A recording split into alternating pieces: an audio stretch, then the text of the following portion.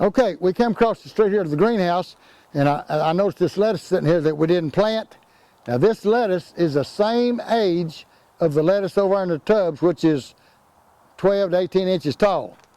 This gives you an example what happens if you don't fertilize. This has been sitting here without fertilizer. That over there, it's fertilized every week, every time it's watered. You understand?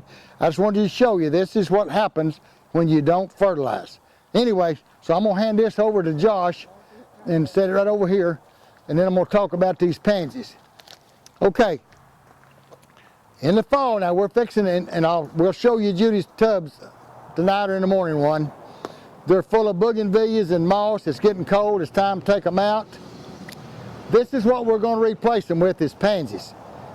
Down here in the south, we have good results in pansies.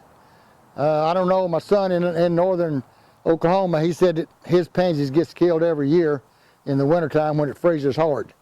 Ours freeze down, but guess what? In the spring when it starts warming up, they pop right back up and they're prettier than ever.